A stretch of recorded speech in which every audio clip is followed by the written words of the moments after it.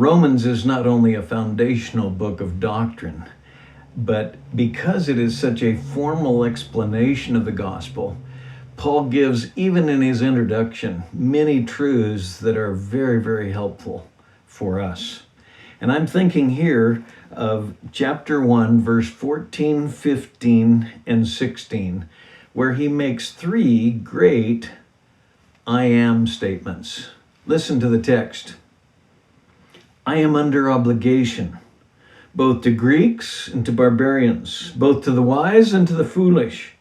Thus, for my part, I am eager to preach the gospel to you also who are in Rome.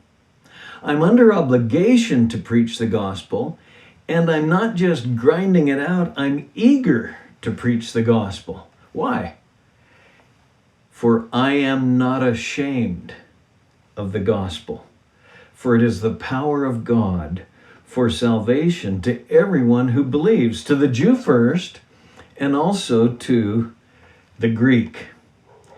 I want God to cultivate that in my life. I want to be one who is feeling the obligation to proclaim the gospel. I'm under obligation, Paul said.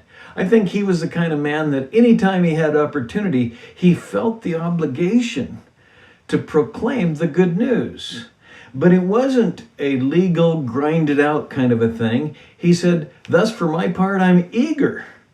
I'm not only under obligation, but I look forward to it. I'm eager to proclaim the gospel to you who are in Rome. And then, of course, he gave the great foundation for it. Why? I'm not ashamed of the gospel because it's the power of God for salvation. You know, in saying that, I believe that he was probably prone, just like you and me, to be ashamed of the gospel.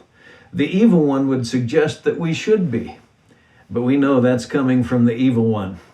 Now, when we realize what the gospel really is, the power of God for salvation, then we can say with Paul, I'm not ashamed of the gospel.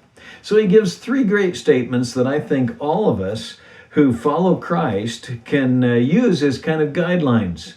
I am under obligation, I am eager, and I am not ashamed. Let me encourage you to make that a part of your lifestyle.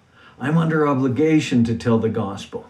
I'm eager to speak the gospel, and I am not ashamed of the gospel.